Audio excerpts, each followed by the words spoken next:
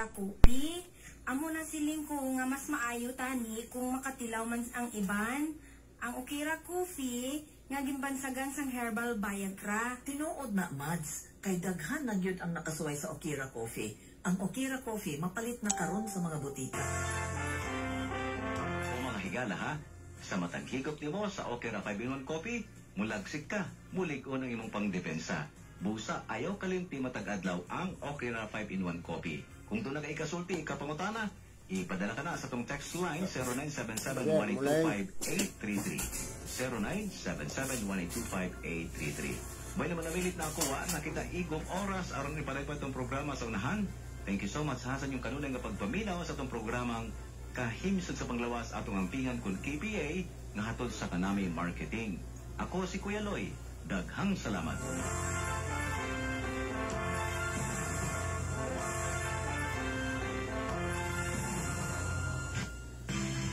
Broadcasting from the third floor of the Amando P. Amatong Civic Center, College Park, Dipolog City, Zamboanga del Norte, Philippines. This is the Andres Bonifacio College Broadcasting System Incorporated. The better FM alternative, Double 8925. Member, Kapitan ng Broadcasting ng Pilipinas. Ang atong takna, alas 6:01 sa Kabuntagon. Sunod nga programa, usa ka binayra. Ang tanang pulong, iya lamang sa magsisidya ug walay labot ang mga kawani ug tigdumala ning istasyon.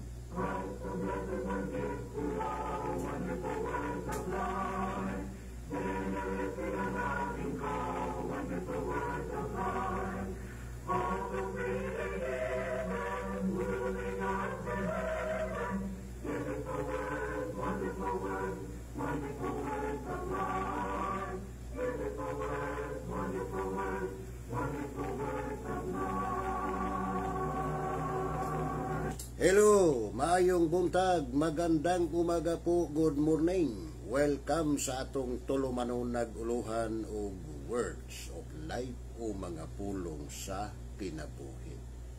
Usa ka tulumanon nga ang katuyuan mao ang pagpahibalo sa makamatuoran nga nahipatik sa balaang kasulatan, mao ang paglaban sa kamatuoran ug maupod ang pagyagyag sa mga bakak nga pagtulunan. Bueno, naka-live broadcast kita karon diri sa atong pinanggang estasyon DXAA 92.5 FM.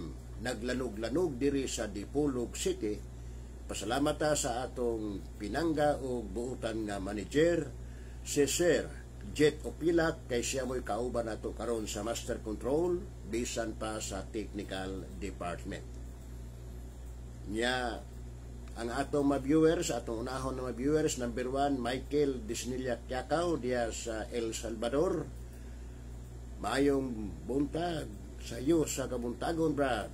Sa kanunay ang Diyos magapadalangin kanatong tanan. God bless us all. Then, Ronald Alintahan, diya sa Dado Alamada. Noe Onado, diya sa Sinoyak. Then, Nets Gariho Gabiola dire sa Dipolog, Nilo Anbencia Dalman dire sa Dipolog. Nga diya pailaing jo dili maklaro ang pictures kay wala mabutang sa screen. So nini kabuntagon misunan ato sang basahon ning Lucas 16 versikulo 19 hangtod sa unahan kay dinhi nato ron pamalandungan ang mga pulong sa Dios. David Huyohoy, good morning Brad Edgar, and to all viewers and listeners, God bless us all. Matod pa din diay usa ka taong dato nga nagsapot og purpura og lino nga manipis og nagkaon sa makabuhong nga pagkaon matag adlaw. Og sa guwa sa iyang pultahan gipalubog ang usa ka taong kabos nga ginganlan si Lazaro nga nalakop sa kabahong. Og gipangandoy ni Lazaro nga mabusog unta siya sa mga mumho nga nangatagak gikan sa lamisa sa taong dato, og labot pa ang mga iro na nagpanuol kaniya og ilang gitilapan ang iyahang kabahong. Og ang taong dato namatay og gidalas sa mga manulunda ngadto sa sabakan ni Abraham. Unya ang taong dato namatay usab og gilubong. Og didto sa Hades, sa nag-antusyasma kasakit, giyahat niya ang iyang mga mata og iyang nakita si Abraham didto sa halayo og si Lazaro diha sa iyahang sabakan. Og siya misinggit nga nag-ingon, Amahan kong Abraham, kaluy intawon ako, og sugua si Lazaro sa pagtuslob sa tumoy sa iyang tudlo, diha sa tubig aron ipagbugnaw sa akong dila, kay ani ako sa kasakit, dinhin ining nagdilaab nga kalayo. Apan si Abraham mitubag kaniya, Anak, hinumdumi nga sa buhi ka pa, nakadawat ikaw sa mga maayo mong butang, og si Lazaro usab nakadawat sa dili mga maayong butang. Apan siya ginalipay karon dire, samtang ana ikaw diha sa kasakit. Og labot pa nining tanan sa taliwala kanamo og kaninyo, gikapahimutang ang usa ka dakong bungaw aron nga sila nga buot mulabang di kan dire nganha kaninyo, dili arang makahimo og walay bisan kinsa nga makanabang di kan diha ngari kanamo. Og ang dato bingon, sa ingon ni ana mga muyo aw kanimo amahan nga imo siyang padtuon sa balay sa akong amahan, kay aduna ako'y 5 ka mga igsuong lalaki, aron iyang pasidan-an sila basi usab unyag mahianhi sila ni ining dapita sa kasakit. Apan si Abraham mitubag kaniya, ato ana sila si Moises og ang mga propeta, papatalinghuga sila kanila. Og siya mingon, dili ka na amahan kong Abraham, apan kon kanila adunay muadto nga gikan sa mga nangamatay, sila manag hinulsol. Si Abraham mitubag kaniya, kung sila dili man mamati kang Moises og sa mga propeta, nandili sila malukmay bisan pa kun adunay mabanhaw gikan sa mga patay. Next Gariho Gabiola, good morning Brad og sa tanan, og ni Sunny Ugok og Caroline Ugok, salamat brother, God bless as always. Chichi Igia James, thank you Brad Edgar for spreading the good news from God. Good morning. Body Blend Adid diha sa Negros Oriental, good morning Brad. Bueno, ato sa ipabati kanyo kining usa ka awit, naguluhan kini og face to face.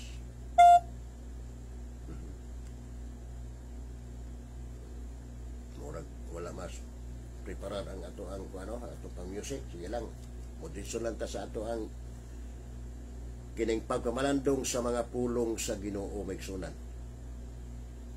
Mangutana sa ta, kung ang tao mamatay, asa man siya mapunta? Importante na nga atong masayran, doon na ba'y kahigayunan mabuhi ang taong patay? So mo na atong ipatubag o niya, kung mabuhi siya, asa man siya punta eternally. Kay ang tao misunan, dunay duha kadapit nga iyang adtuan eternally, walay katapusan na, walay katapusang silot o walay katapusang kalipay, kinabuhing dayon o silot nga dayon. So, niining panahon na karon nga buhi pata ato nang himuon ang desisyon, ato nang i-grasp ang opportunity nga matuman na nato ang sugo sa Ginoo mintas buhi pa, kay human sa kamatayon mauman di ay ang paghukom, unya wala nagay chance nga ang taong patay maluwas. Wala nagay chance. Kay sumala pas Biblia, gimbutan sa Dios nga ang tao mamatay sa makausara, human niini mao ang paghukom. Shakira Medias, Malaysia, good morning daday. So, din himigso na atong pamalandungan. Taong dato, namatay. Ang tao pong kabos, namatay. So, walay pili ang kamatayon. Madato man o makabos, may edukasyon man o wala, matambok magmaniwang, mabata man o matigulang, pag-abot na sa kamatayon, wala di makapugong nato ni inim. So, nan muna nahitabo. Taong dato, nindot kayo ang pagpuyo migsunan kay nagakaon siya matag adlaw, makabuho nga pagkaon niya, nagbisti og purpura. Sa panindot ang iyang mga bisti. Ha? Nga inikaon niya, nangahulog ang mga bumuho sa iyang lamisa. Ha? Ang taong kabos, gawas nga kabos, ha? Siguro, wala ba kay sanina, nagasyurpan na ba ka? Unya gawas ng kabos, gitukan pag siya sakit nga, gitawag og kabahong. Ha? Gipalubog sa pultahan sa taong dato ang kabos. Apan, ang kabos nangandoy nga bisan na lang mumho. Mabusog unta siya sa mga mumho nga nangatagak di kas lamisa sa taong dato. Apan wala yun. Ang taong dato, wala gid manumbalin. Ha? Wala ganun sabihin nga, hatdira to dito bahaw. O hatdira to dito tinughong tong taong kabos. Hatdira, wala yan. Nagpasabot nga, nagpakita nga kining taong dato, dalo. Onya, naabot man ang kamatayon kay wa man makapugong bisag dato ka, ha? Bisag dato ka, dili makapugong ng atong kadato, kanang atong kwarta nga naas bangko pila ka bilyon, dili na makapugong. Yaw, Ecclesiastes 8 versikulo 8 unsa may gingon sa Biblia, walay tao nga may gahom sa espiritu aron sa pagpugong sa espiritu, ni may gahom siya sa pagbuot sa adlaw sa kamatayon. Kining atong kinabuhi ang kamatayon na aras luyo. Pag-ingon sa Ginoo nga anang gabi una pation ta, patayon. Gawas og magbilagro ang Ginoo nga, ha? Pag-ingon sa Ginoo nga anang adlaw mamatay ta, matay ta. Pag-ingon sa Ginoo nga ang imong kamatayon mo ni may aguman sa imong kamatayon, mamatay ka sa sakit, patay ka sakit, dili na madalang tambal. Basta kamatayon nga kakanang gitawag og kanang sakit alang sa kamatayon, di na madalang tambal. Ha? Sakit alang sa kamatayon, bisag pila pa ka espesyalista nga doktor atong kuhaon, bisag unsa pang klasiha sa binisinan ato ang paliton, mga espesyal nga tato pa mga binisina kung pag buot na bis Ginoo nga kuhaon ta niya kay papahulayon ta, well, wag yun, wag yun makapungo busa madato man wa pobre migsunan, pulos yun na mga matay. Ha? Now, ato sa pamalandungan, kadtong taong dato wa man mailhi, wala mailhi, wala gilista ngalan o singalan itong taong dato. Siya ron na po wala mailhi. Ha? Nailhan na tumigsunan, pero wala man di malista ang ngalan sa basahon sa kinabuhi, di, wag yun. Ha? Dato toon siya, di man di siya tinunas Ginoo kay ang mga tinunas Ginoo ang ilang mga ngalan na sulat mas basahon sa kinabuhi, ang mga tinunan niya katong taong kabos nga ginganlag si Lazaro, tinunan man is Ginoo bisag kabos siya. So na listang niya ngalas basahon sa kinabuhi niya. Lucas 10 ngadto sa 20 matod pas Biblia. Tan-awa gihatagan kog kamog kagahom sa pagtunog og mga halas og mga tanga og kagahom batok sa tanang kagahom sa kaaway, og walay bisan unsa nga makadaot kaninyo. Ngani ayaw ninyo ikalipay nga ang mga espiritu nagpailalom nga masinugtanon kaninyo. Ikalipay hinuon ninyo nga ang inyong mga ngalan na hisulat na didto sa langit. Ang pangutanang ano man ang mga ngalan sa mga tinunas Ginoo na sulat naman dito sa langit. Ha? Tungod kay nagpabautismo sila, mao man na instruction ni Kristo, panlakaw kamo, himo ang tinunan ang tanang kanasuran nga magabautismo kanila pinaagi sa ngalan sa anak, pinaagi sa ngalan sa amahan, sa anak ug sa Espiritu Santo, ug magatudlo kanila sa pagtuban sa tanan nga akong gisugo kaninyo, ug tanawa ako magauban kanyo sa kanunay hangtod sa katapusan sa kapanahunan. Sama ni atong kabos nga gingalag sila sa rotinon-an madaes Ginoo. So hangtod sa kamatayon miuban ang Ginoo, hangtod dito sa Hades miuban ang Ginoo sa taong kabos, kay tinun-an sa Ginoo nalista ang iyang ngalan sa basahon sa kinabuhi. Katong taong dato wa man malista ang iyang ngalan sa basahon sa kinabuhi, diin man siya kapunta init kamatay niya. Di naman napunta ang iyang, siyempre ang iyang lawas, gilubong, di ba? Kaya ang tao doon na may tulog komposisyon sa tao, lawas, kalag, ug espiritu. Inig kamatay sa tao, magbulag ng tulo. Ang espiritu balik sa Dios, ang iyang lawas balik sa yuta, ang iyang kalag adto sa Hades. Muna initabo sa taong dato. Nagunsa man siya sa Hades, kaya kanang Hades dahil muna'y dapit nga dito ibutang ang matalag sa mga tao, dato man o kabos. Adto dito ipaymutang dato kabos. Sama ba ini atong minteryo? Mao man ay dapit nga dito ibutang ang mga patayng lawas, dato o kabos kanang minteryo. Dapit na kana kung mamatay ta nga maayo ang atong kamatayon, pero mamatay ta pinaagi aksidente, nasunog, sa may ilubong nasunog man, namatay ta pinagis lunod sa barko, sa may ilubong nga wa naman gikaon mag-isda. So kung natural nga kamatayon, mauna ang may tabo, adto tas minteryo mapunta tanan nangamatay adtos minteryo. Gawas og nakay kaugaling yuta, ana kasi mo kaugaling yuta magpalubong, pero wala di adto kas public cemetery o kanang gitawag private cemetery. Ha? So mao na dapit nga kanang minteryo mo nang usa ka dapit nga anha ipahimutan ang tanang mga nangamatay, dato man o kabus.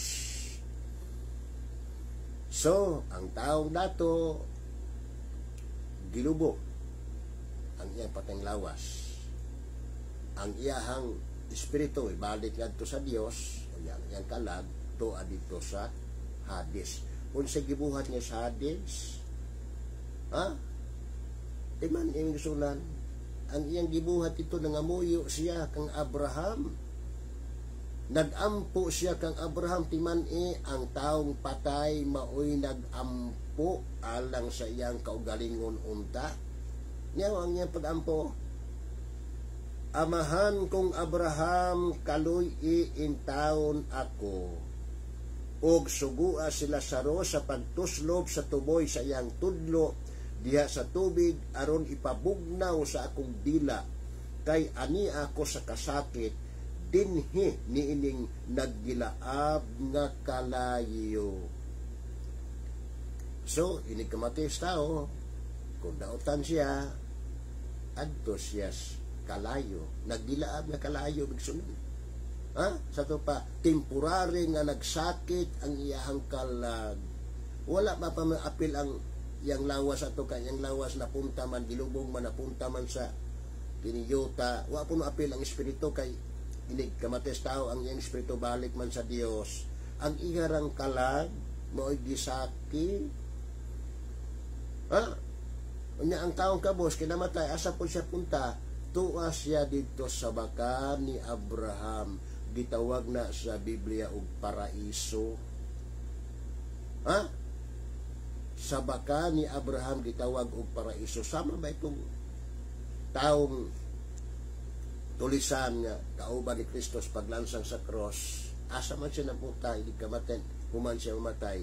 Napunta siya sa paraiso, muna gipasalig ni Kristo kay katong taong tulisan, miingon man siya nga, Ginoo, Hesus, hinumdumi ko inig-abot mo sa imong gingharian. Panon siya tubag ni Hesus, karon muuban ka kanako sa paraiso. That means nga bisan si Kristo miadto ang iyang kalag sa Hades. Siyempre ang lawas ni Kristo gilubog ang iyang lawas, di ba? Gilubog niya ang lawas. Unya ang iyang espiritu, asang punta niya espiritu, gitugyan niya sa iyang amahan. Nga dayong kabugto sa ginihawan ni Kristo, miingon si Kristo, amahan ko, nganha sa imong makamot, itugyan ko ang akong espiritu. So, mauna misunan, ang tao day temporary nga maglipay kung namatay siya nga iyas Ginoo, temporary nga naasis kalipay. Apan kung ang tao dili iyas Ginoo, labi na Diyos mga dautan, bisan pagdato, temporary siya nga nagsakit. Nga usay gibuhat na dito, nagampo. Unang pagampo alang sa iyang kaugalingon, pero ang tubag, no. Negative ang tubag. Now, usa may giyon? Amahan kong Abraham, kaluyi in taon ako, og sugua sila saro sa pagtuslob sa tumoy sa iyang tudlo, diya sa tubig, aron ipabugnaw sa akong dila, kay ani ako sa kasakit, dinhi niining nagdilaab nga kalayo. Sa may tubag sa Dios, pinaagi ni Abraham. Apan si Abraham itubag kaniya, ana, hinumdumi nga sa buhi ka pa, nakadawat ikaw sa mga maayo mong butang, o sila sa usab nakadawat sa dili mga maayong butang.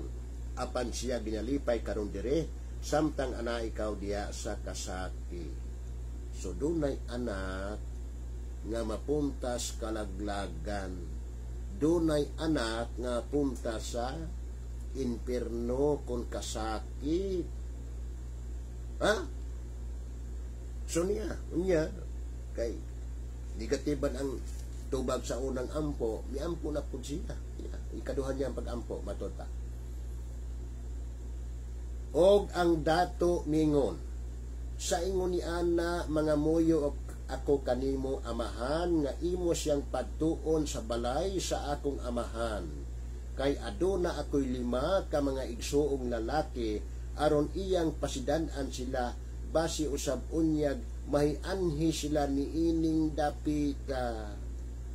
So, ikaduhang pag-ampo sa tawag dato, dili na sa iyang kaugalingon, kundi alang sa iyang mga igsuon nga nahabilin, igsuon niyang mga buhi, igsuong lalaki, 5 kabuok, igsuong mga lalaki na mga buhi, nangamuyo siya, iyang pangamuyo, nga imo siyang pagtuon, iyang gihangyo si ang Dios, gihangyo nga pagtuas Lazaro, dito kalibutan, kay ano mapasidan ang siya dinhin, ining dapitas kasakit, basig mahianhi sila, nganuman, kay gituhuan po sa taong dato, nga parehos lag kinaiya sa iyang mga igsuon nga mga dato tuod pero dalo.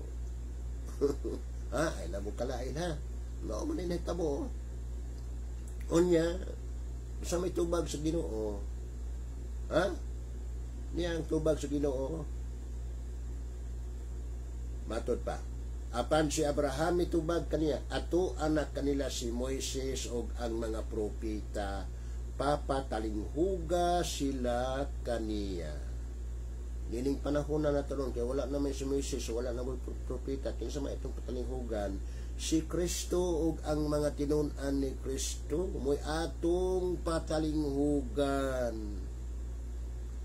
Unya, kung dili ka magpatalinghog kang Kristo, di po tayo patalinghog bisan pas mga alagad ni Kristo.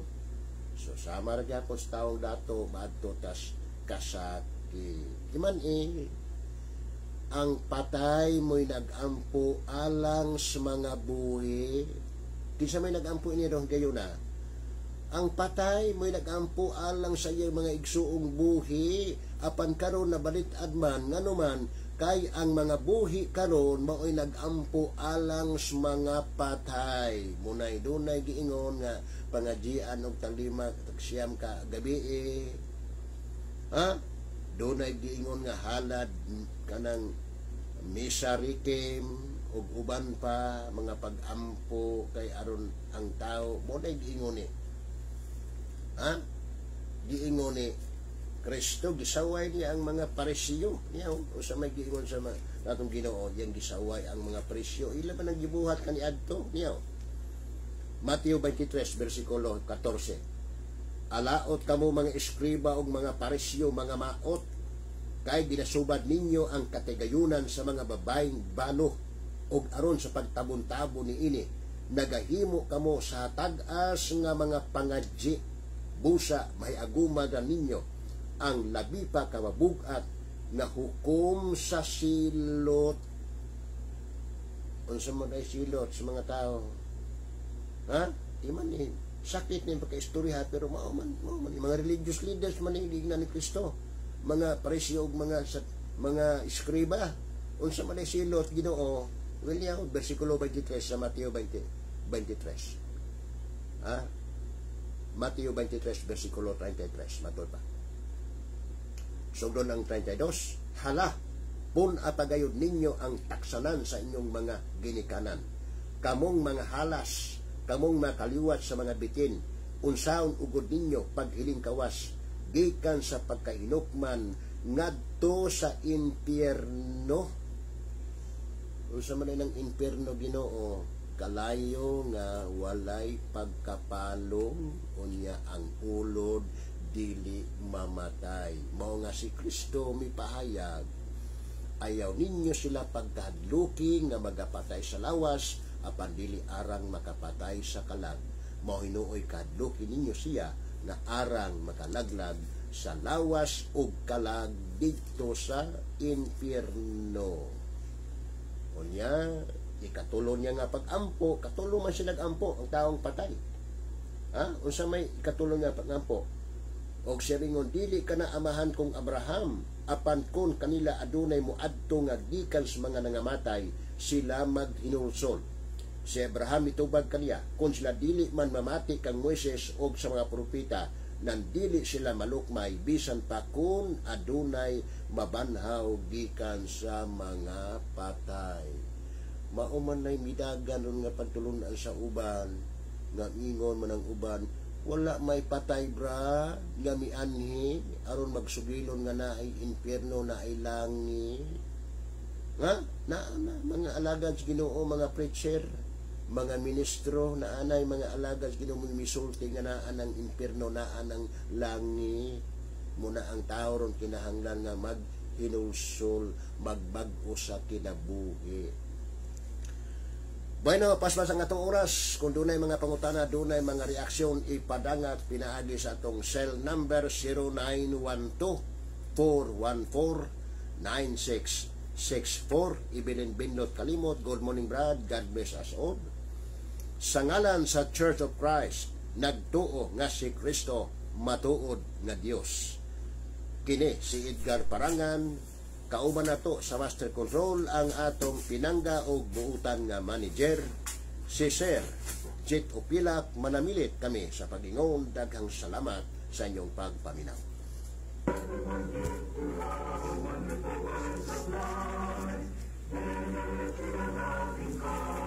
Salamat, Sir.